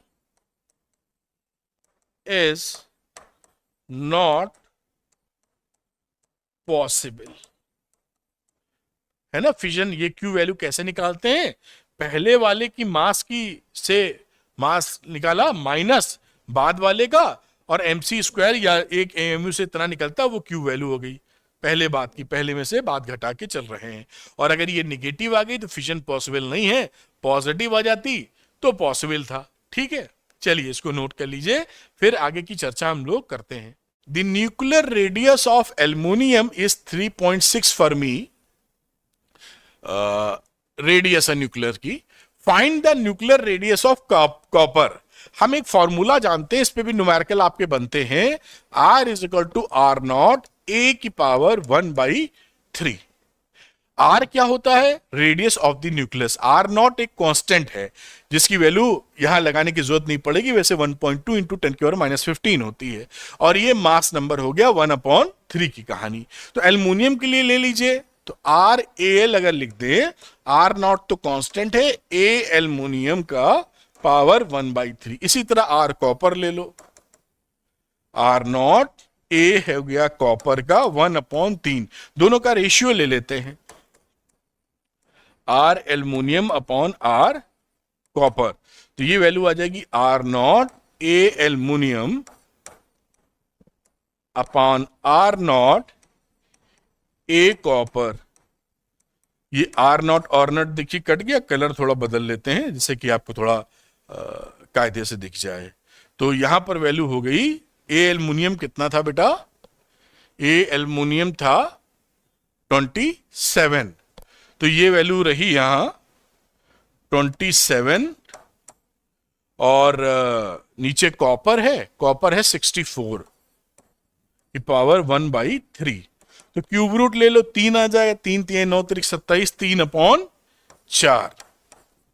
अब हमें R कॉपर निकालना है, तो R कॉपर की वैल्यू कितनी रहेगी, 4/3 इंटू R एल्युमिनियम, तो ये रहा 4/3 इंटू 3.6, तो ये वैल्यू देखिए आ जाएगी, 3 से काट दो 12, 12 चौका 48, यानी 4.8 फर्मी। ये आंसर आपका आ गया। इस तरह से आप इस सवाल को कर सकते हैं, बड़ा प्यारा सवाल है, बहुत पसंद आता है टीचरों को, तो जरूर ये घुमा फिरा के टपक जाता है, आसानी से लगा लेना। कहानी यहां से शुरू हुई है, तो ये फॉर्मूला आपके दिमाग में, जहन में बैठना चाहिए, इसको नोट कर लीजिए। Calculate for how many years will the fusion of 2 kilogram deuterium, same सवाल लगभग है, keep 800 watt electric lamp glowing, ऐसे सवाल बड़े पूछे जाते हैं। Take the fusion reaction this one, लगभग वही है। तो इसको अब हम समझ चुके हैं, तो तेजी से कर सकते हैं। तो 2 deuterium atom, 2 deuterium nuclei produce 3.27 MeV, तो ये कितने जूल हो गई, आप चेंज कर लीजिए, 3.27 इंटू 10 की पावर 5 इंटू 1.6 इंटू 10 की पावर -19 जूल। ये जो वैल्यू आएगी 5.232 इंटू 10 की पावर -13 जूल। एनर्जी पर न्यूक्लाई, एनर्जी पर न्यूक्लाई 2 से डिवाइड, क्योंकि ये 2 दे रहे थे, तो 5.232 इंटू 10 की power -13/2, it will come out to be 2.616 into 10 की पावर -13 जूल। फिर number of deuterium atom in कितना है, 2 किलोग्राम, तो नंबर ऑफ ड्यूटेरियम एटम्स या न्यूक्लाई, बात वही हो गई, न्यूक्लाई इन 2 kg mole concept again 6.023 into 10 की पावर 23 2 से डिवाइड करिए और 2000 ग्राम कितना होता है 2000 ग्राम। अब ये वैल्यू कितनी आ गई 6.023 1000 यानी 10 की पावर 26 न्यूक्लाई या एटम्स हो गए। टोटल एनर्जी कितनी रही टोटल एनर्जी इतने एटम्स थे और एक एटम जो एनर्जी रिलीज कर रहा था वो इसके बराबर था तो 2.616 इंटू 10 की पावर -13। अब इसको मल्टीप्लाई वगैरह करेंगे तो आ जाएगा 15.75 इंटू 10 की पावर 13 जूल। अभी ये आंसर नहीं है। Again P is equal to W/T तो पावर W/T E/T लिख देते हैं तो T कितना निकल गया एनर्जी को जो निकली है 15.75 इंटू 10 की पावर 13 को 800 वॉट से आप डिवाइड कर दीजिए और ये आ जाएगा आपका आंसर सेकंड्स के अंदर।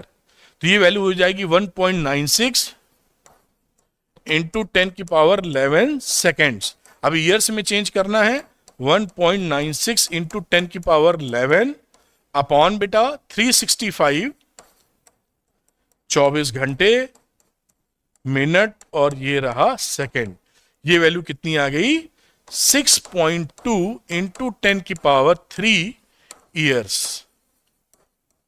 ये आपका देखिए आंसर आ गया। ऐसे सवाल बड़े पूछे जाते हैं इसीलिए दोबारा कराया है। Very very important. इसको आप नोट कर लीजिए अगले सवाल की तरफ हम लोग बढ़ेंगे तो ये आप नोट कर लें। इसको लिखा है show that 92U38 can not spontaneously emit A proton given that this one. अब अगेन यहां पर क्या होगा Q वैल्यू निकालनी पड़ेगी। अगर हमारी Q वैल्यू निगेटिव है तो स्पॉन्टेनियसली ये नहीं एमिट करेगा। तो इसकी रिएक्शन देखिए क्या बनेगी यहां U92-238 ये टूटेगा Pa 91-237 plus 1H1 plus energy ऐसे लेके चल रहे हैं। तो Q वैल्यू निकालने गए अभी हमने निकाली थी तो Q वैल्यू क्या हो गई mass of uranium minus mass of Pa mass of H in C² या 931 करके कर सकते हैं। अब यहां पर देखिए ये रहा 238.05079 मास 237.05121 माइनस 1.00783। ठीक। अब इसको जब आप सॉल्व करेंगे तो ये वैल्यू क्या ये देखिए निगेटिव आ जाएगी। 237 में एक और जोड़ोगे 238 से ऊपर जाता दिख रहा है। ये वैल्यू हो जाएगी -7.68। इसको जो है C² को 931 से ही मल्टीप्लाई कर दीजिए यहां 931.5 से तो ये वैल्यू हो जाएगी -7.68 MeV। Here Q is negative therefore it cannot spontaneously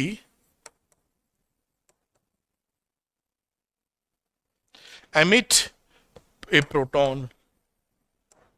ये अपने आप ये नहीं आगे बढ़ेगा। इसको एनर्जी हमको देनी पड़ेगी जितनी माइनस है ना उतनी प्रोवाइड करनी पड़ेगी तब ये बढ़ेगा आगे अपने आप नहीं बढ़ेगा। तो इसको पॉज करके आप नोट कर लीजिए।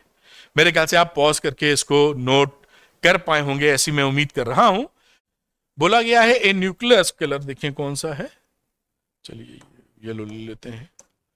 ए nucleus with mass number A 240 और बाइंडिंग एनर्जी पर न्यूक्लियन दिया है 7.6 MeV breaks into 2 fragments each of 120 यानी कि एक 240 वाला तो 120 वाले में टूट जाता है, और उसका बाइंडिंग एनर्जी पर न्यूक्लॉन 8.5 है। कैलकुलेट द एनर्जी रिलीज्ड, तो बाइंडिंग एनर्जी का गैप ले लेना चाहिए। तो इनिशियल बाइंडिंग एनर्जी क्या रही?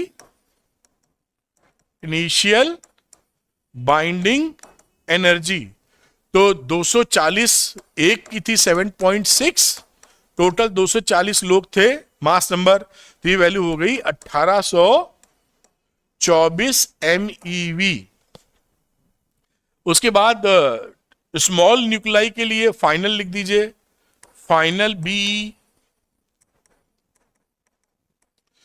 टू स्मॉल न्यूक्लाई वाली कहानी, उसकी वैल्यू कितनी हो गई? 2 into 120 into 8.5, 2040 MeV। Energy release क्या रही? Energy released final BE minus initial be.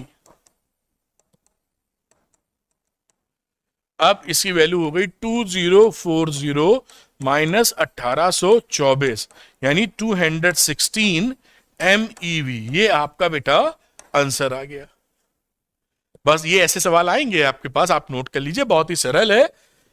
Binding energy का डिफरेंस निकाल मारा है, तो आप इसको नोट कर लीजिए, इतनी एनर्जी रिलीज हो जाएगी। यहां पर पूछा जा रहा है explain the process of nuclear fission and nuclear fusion by using the plot of binding energy पर न्यूक्लॉन, BA कर, BE अपॉन A कर, बाइंडिंग एनर्जी पर न्यूक्लॉन, जिसका सिंबल देखिए, कभी ऐसे लिखा हो तो इसका मतलब होता है binding energy of nucleus, additional knowledge जो इसी में काम आएगी, ऑफ न्यूक्लियस। और जब हम EBN लिख देते हैं तो बाइंडिंग एनर्जी पर न्यूक्लॉन, बाइंडिंग एनर्जी पर न्यूक्लियन, ये सब पकड़िएगा। इसी को ये लिख रहे हैं इस समय, बाइंडिंग एनर्जी अपॉन A, वही होगी बाइंडिंग एनर्जी पर न्यूक्लियन। ठीक है, तो चलिए बनाते हैं और आपको समझाते हैं, बड़े आराम से आप समझ जाएंगे। तो देखिए किताब में तो सुंदर बना होगा, मैं एक रफ स्केच कर रहा हूं, और थोड़ा सा रफ स्केच उतना मजेदार नहीं आएगा, ऐसे बना देते हैं और कुछ ऐसे 2-3 खटके दे देते हैं, फिर आयरन का सबसे ज्यादा होता है, फिर थोड़ा आप ऐसे डाउन करते चले जाइए थोड़ा सा। तो मैं यहां पे ज्यादा मैंने उठा दिया है, थोड़ा सा कम तब भी उठ गया, कोई बात नहीं। टॉप पर यहां पे आयरन होता है, जो मुझे याद है, आप याद कर लीजिएगा, जिसकी वैल्यू मास नंबर 56 होता है, और यहां 238 पे आपको मिलेगा यूरेनियम। ठीक, और ये करीब करीब अगर मैं यहां पे प्लॉटिंग करूं तो आयरन 56 बनाया है, तो मुझे 50 इसी के आसपास यहां कहीं 50 खींच देना चाहिए, और ये 238 है, तो इसके बाद में 240, इससे पहले यहां कहीं 200 दिखा देना चाहिए, 50 के अंतर में लेते चले गए, और बीच का कुछ कर्व मैं ऐसे दिखा सकता हूं कि 25-25 है बीच में, और ऐसे ही और भी बना सकते हैं, खैर आप समझ गए होंगे, ड्रॉ कर लीजिएगा। यहां पर जो छोटे न्यूक्लियस होते हैं, जैसे हाइड्रोजन वाले, H2 लिख सकते हैं, H3 लिख सकते हैं, ये फ्यूज होंगे और ऊपर पहुंचेंगे, और यहां पे क्या दिखाएंगे? बाइंडिंग एनर्जी पर न्यूक्लॉन, बाइंडिंग एनर्जी पर न्यूक्लॉन, और इसकी वैल्यू आप देते हैं MeV में, मेगा इलेक्ट्रॉन वोल्ट में, और ये मास नंबर है A। ठीक है, ये मास नंबर हो जाता है। ये कुछ 2-3 एलिमेंट लिखे हैं, कुछ और एलिमेंट भी आप याद कर लीजिएगा, तो इसमें मेंशन कर दीजिएगा। ऑक्सीजन वगैरह 16 होता है, तो ये 25 है, यहां कहीं ऑक्सीजन, ये समझ लीजिए यहां से जा रहा है, तो ये ऑक्सीजन बना दीजिए। और भी आप बना सकते हैं, याद रहेगा तो आप बना दीजिएगा। मुद्दा क्या है मैं समझा देता हूं आपको फटाफट। देखिए क्या होता है, इन केस ऑफ बात कर लेते हैं, पहले जो भी लिखा हो, न्यूक्लियर फिजन की बात कर लेते हैं। फिजन का मतलब है हैवी न्यूक्लियस टूटेगा, तो ये देखिए यूरेनियम इसीलिए बनाया है कि 238 हैवी न्यूक्लियस है। तो मान लीजिए कल को यूरेनियम टूटे, न्यूक्लियर फिजन, फिजन का मतलब है टूटना। तो जब एक हैवी न्यूक्लियस 240 वाला 238 वाला टूट के सपोज करिए 120 के दो पार्टिकल बनाएगा, तो यहां पर 238 240 वाले का बाइंडिंग एनर्जी देखिए कम है। ये बाइंडिंग एनर्जी कम, अगर मैं थोड़ा सा यहां डाटा बनाने की कोशिश करूं तो यहां कहीं मैं इसको 8 का नंबर दे सकता हूं ऐसे, और 8 के बाद आप 6 देने जाएंगे। बहुत अच्छा ग्राफ ये नहीं है, लेकिन एक रफ स्केच है जो आपको बताने की कोशिश कर रहे हैं। ऐसे बना दिया मोटे तौर पे। ये थोड़ा सा आपको ग्राफ देखना पड़ेगा, याद कर लीजिएगा ग्राफ। तो यहां पर ये आप जैसे ही आप यहां पर टूटेगा 120 यहां कहीं आ जाएगा इस रेंज में, देखिए इस रेंज में 120 आ जाएगा। और ये बल्कि थोड़ा सा और इसको आप कांस्टेंट टाइप दिखा सकते हैं। ये कुछ ऐसे करके ऐसे दिखा दीजिए जैसे आपको लगे कि घट नहीं रहा है, कम घटता है 30 से 170 के बीच में। तो जैसे ही आप 240 वाले को तोड़ेंगे मास नंबर 120 मिलेगा, वो इस रीजन में आ जाएगा। तो ये जो रीजन होता है, मतलब मैं कहना ये चाह रहा हूं कि ए की जो वैल्यू होती है अगर वो 30 से ज्यादा है और 170 से कम है, तो इसमें आपकी बाइंडिंग एनर्जी मोर और लेस कांस्टेंट होती है, कांस्टेंट एंड हाई भी लिख देते हैं। मतलब इस रीजन में, मिडिल रीजन में आपकी बाइंडिंग एनर्जी लगभग कांस्टेंट है और ज्यादा भी है। तो अगर कोई चीज टूट कर फिजन होकर इसके बीच में आ जाए तो बाइंडिंग एनर्जी ज्यादा होने का मतलब है कि न्यूक्लियस ज्यादा स्टेबल है। आपको सिखाया था कि जब भी बाइंडिंग एनर्जी ज्यादा होगी मतलब है न्यूक्लियस ज्यादा स्टेबल है। तो जब ये टूटेगा और 120 में आएगा तो ये मिडिल रेंज में आ जाएगा। मिडिल रेंज में आने का मतलब है binding energy per nucleon will increase, और जब बाइंडिंग एनर्जी कम से ज्यादा होगी तो एनर्जी रिलीज होती है। जब भी बाइंडिंग एनर्जी कम से ज्यादा होगी एनर्जी रिलीज होगी। तो ये न्यूक्लियर फ्यूजन की कहानी है। अब न्यूक्लियर फ्यूजन की देख लीजिए। न्यूक्लियर फ्यूजन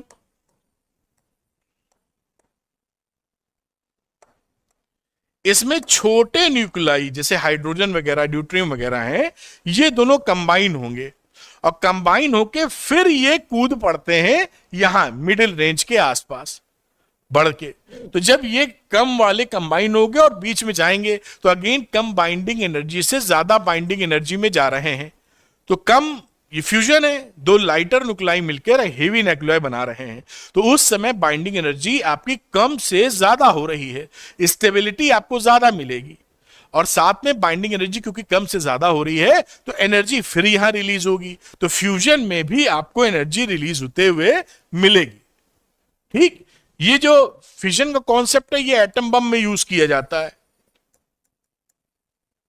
और आगे हम लोग देखेंगे कि जो फ्यूजन है ये सन वगैरह से जो एनर्जी आती है वहां यूज हो जाती, मतलब वहां इस्तेमाल होके एनर्जी हमको मिलती है। तो ये बाइंडिंग एनर्जी के कॉन्टेक्स्ट में ये इसका एक्सप्लेनेशन है कि कम बाइंडिंग से ज्यादा बाइंडिंग एनर्जी हो रही है, वहां एनर्जी आपकी रिलीज हो रही है। दिमाग में ध्यान रखिएगा, बाइंडिंग एनर्जी डिफरेंस होता है, गैप। नहीं सोचे कम बाइंडिंग एनर्जी से ज्यादा हो रही तो सर ये रिलीज कैसे हो रही है, तो जब बढ़ रही है। बाइंडिंग एनर्जी बढ़ने का मतलब है एक साथ रह रहे हैं जो एनर्जी है और जो अलग अलग रहने की एनर्जी है उनके बीच का गैप बढ़ रहा है, वो बाइंडिंग एनर्जी है। अगर एक साथ रहने पे भाड़ा लगता है 5,000 रुपए तो अलग अलग रूम रह के रहोगे तो भाड़ा लगता है 20,000 रुपए। तो 5 और 20 के बीच का जो डिफरेंस है भाड़े का, आप मेडिकल करने गए हैं, बाहर इंजीनियरिंग करने गए हैं, पेइंग गेस्ट पे हैं या अलग अलग रह रहे हैं, तो उस समय आपकी मजबूरी होती है कि अलग अलग ना रहें, क्योंकि फ्लैट का जो खर्चा लगता है, रेंट लगता है, वो ज्यादा लगता है। तो 3 स्टूडेंट, 2 स्टूडेंट, 4 स्टूडेंट मिलके रह लेते हैं तो वो उनकी क्या होता है, एक साथ अगर रह रहे हैं तो खर्चा कम लगा समझ लीजिए, और अलग अलग रहेंगे तो खर्चा ज्यादा होगा। तो देयर इज ए गैप, वो गैप ही बाइंडिंग एनर्जी है। और बाइंडिंग एनर्जी ज्यादा होने का मतलब है कि आपको वो मजबूर कर रही है कि एक साथ रहो, क्योंकि अलग होने का खर्चा ज्यादा है, स्टेबिलिटी ज्यादा हो जाएगी। अगर एक साथ रहे 5,000 और बाहर रहे 50,000 तो मजबूरी में साथ रहोगे ही रहोगे, ज्यादा स्टेबल है। एक हल्का सा एग्जांपल जो आपको सरलता की तरफ ले जाए, इजी में। तो ये आप हमेशा ध्यान रखिएगा, बाइंडिंग एनर्जी अगर बढ़ी तो स्टेबिलिटी ऑफ न्यूक्लियस हुआ और साथ में एनर्जी रिलीज होगी, ये ध्यान रखने वाली बात है। तो इसको आप समझ गए होंगे मेरे ख्याल से। इसको पॉज करके आप नोट कर लें बेटा, जिससे क्लैरिटी रहे और इसका इस्तेमाल कर पाए आप। ठीक है, तो मेरे ख्याल से इसको आप नोट कर पाए होंगे। थोड़ा ऊपर कर देता हूं जिससे पूरी चीज आपको दिख जाए, मेरे ख्याल से दिख। Show that the density of nucleus is independent of its mass number A. और कभी कभी तो लिख देते साइज ऑफ न्यूक्लियस से भी इंडिपेंडेंसी दिखाइए। पहला जो एमसीक्यू किया था उसमें यही बात बोली थी कि भाई न्यूक्लियर डेंसिटी जो होती है वो कांस्टेंट होती है सभी के लिए, मास नंबर से इंडिपेंडेंट, और रेडियस ऑफ द न्यूक्लियस से भी इंडिपेंडेंट रहती है। अब ये कह रहे हैं इसको प्रूफ करो, तो चलिए हम लोग प्रूफ करेंगे। तो पहली बात जो लेते हैं, लेट कर लीजिए, let m is the average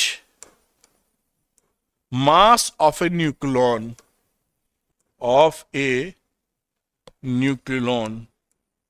एक न्यूक्लियन का एवरेज मास m है, and r is the nuclear radius. ठीक, एंड r के बाद एक चीज और लेनी होगी, mass number, and a is the, ये बातें माननी पड़ेंगी, मास नंबर। ठीक है भाई। अब देखिए तो मास क्या रहा, इस तरह से मास ऑफ न्यूक्लियस, तो मास ऑफ न्यूक्लियस रहा, एक का मास था एवरेज न्यूक्लियन का स्मॉल m, और तो मास नंबर है a, तो a लोग एक न्यूक्लियस में है, तो टोटल मास कितना रहा, m इंटू a। ये देखिए, ये मास ऑफ न्यूक्लियस है। अब क्योंकि हमें जो डेंसिटी निकालनी होती है आप जानते हैं, वो डेंसिटी क्या होता है, मास अपॉन वॉल्यूम। तो हम मास तो निकाल बैठे हैं, वॉल्यूम और चाहिए। लिखिए वॉल्यूम ऑफ न्यूक्लियस, तो वॉल्यूम ऑफ न्यूक्लियस क्या हो जाएगा, v is equal to 4/3 pi R cube. R कितना था, रेडियस। हम ये पहले से जानते हैं कि r is equal to R naught A की पावर 1/3 होता है। इसका इस्तेमाल हम यहां पर करने वाले हैं। तो अब ये वॉल्यूम कितना हो गया, 4/3 पाई आर नॉट ए की पावर 1/3 का क्यूब। तो ये देखिए आ जाएगा 4/3 pi R not cube into A. This is the volume of nucleus. अब इन वॉल्यूम और मास का उधर पुट कर दीजिए डेंसिटी निकालने में। तो यहां पर आप डेंसिटी निकालने में चले तो टोटल मास क्या रहा, ये वैल्यू और ये वैल्यू यहां पे आ जाएगी। तो M A upon 4/3 pi R not का क्यूब इंटू ए। ये देखिए ए कट गया, तो ये डेंसिटी को न्यूक्लियर डेंसिटी बोलते हैं, rho N U. Rho N U क्या आ गया, 3 चाहो ऊपर ले लो, 3m upon 4 pi R not का क्यूब। अब यहां ध्यान से देखिए, everything is constant, m constant है, mass of average mass of nucleon, ऊपर से pi constant, R not constant, सब कुछ कांस्टेंट है। इसके अंदर मास नंबर नहीं है, तो this is independent from mass number A. ये हेंस प्रूव्ड। वैसे भी ये कांस्टेंट हो गया, इसमें आर भी नहीं है, ये आर नॉट है। आर नॉट कांस्टेंट होता है, आर रेडियस होती है। तो ये इससे फिर हम ये जान पाए कि जो डेंसिटी ऑफ न्यूक्लियस होती है वो कांस्टेंट होती है, वो मास नंबर पे भी नहीं डिपेंड करती, और साइज पे भी नहीं डिपेंड करती कि न्यूक्लियस कितना बड़ा, यानी रेडियस कम ज्यादा कितनी है, वॉल्यूम कम ज्यादा कितना है। ठीक है, तो इसको आप पॉज करके नोट कीजिए। एक्सट्रीमली इंपॉर्टेंट सवाल, मतलब 2 3 4 बार इंपॉर्टेंट लिख देंगे तो कम पड़ेगा। ये सवाल आपसे बहुत ज्यादा पूछा जाता है। आना ही चाहिए किसी कीमत पे, है तो सरल, लेकिन मैं बार बार इसलिए बोल रहा हूं कि गलती ना कर बैठे आप। तो मेरे ख्याल से आप इसको नोट कर पाए होंगे। बच्चों, वीडियो खत्म करने से पहले मैं आपको रिमाइंड करा दूं कि अगर आप इस साल क्लास 12 फिजिक्स में 95% से ज्यादा स्कोर करना चाहते हैं तो हमारे पास आपके लिए हैं 3 जबरदस्त option. Option number 1, all in one 10 साल के पीवाईक्यूज के वीडियोस, एनसीईआरटी एक्सरसाइज एग्जांपल्स के वीडियोस और 130 डेरिवेशन के वीडियो मैंने इसमें रिकॉर्ड करके आपको दिए हैं। तो ऑल इन वन में ये सब चीजें एक जगह मिल जाएंगी। दूसरा है कॉम्पिटेंसी क्वेश्चन पैक, इसमें MCQ, assertion reasoning, case study मिलेगा। एनसीईआरटी एग्जाम्पलर के भी एमसीक्यूज मैंने इसके अंदर रिकॉर्ड करके दिए हैं। अक्सर आपके स्कूल में क्या होता है, assertion reasoning, case study solve नहीं कराई जाती, तो कॉम्पिटेंसी क्वेश्चन पैक आपकी मदद करेगा। फिर है सुपर नोट्स कॉम्बो, ये फास्ट रिवीजन पैक है फॉर 95%। इसमें theory notes, derivation, formula sheet और एनसीईआरटी के वीडियोस मिल जाएंगे। अगर कोई बच्चा चाहता है इसको ये तीनों लेने हैं क्योंकि तीनों अवेलेबल हैं, तो वो ले सकता है द्रोणा। द्रोणा के अंदर ये तीनों कोर्स आपको मिल जाएंगे, साथ में पूरे कोर्स की वीडियो लेक्चर्स भी मिल जाएंगे पढ़ाई करने के लिए। तो आप जल्दी से डिसाइड कीजिए कि कौन सा कोर्स आपके लिए बेस्ट है। हमारे साथ जुड़िए, ऐप डाउनलोड कीजिए, लिंक डिस्क्रिप्शन में दिया हुआ है, और हम तुम मिलकर अचीव करेंगे 95% से ज्यादा। अच्छा, यहां पर देखिए कि द्रोणा लेने के लिए क्या कर सकते हैं। आप अरविंद एकेडमी ऐप को डाउनलोड कर दीजिए, उसका लिंक मिलेगा आपको डिस्क्रिप्शन में। उसके बाद स्टोर सेक्शन में आइएगा और वहां पर आपको ये द्रोणा दिखाई पड़ेगा, जहां पर आप ज्वाइन कर सकते हैं और अपनी 95% से ज्यादा की जर्नी को आसान बना सकते हैं। तो thank you very much for watching this video. मिलते हैं अगली वीडियो में, तब तक के लिए good luck to you, good bye बेटा।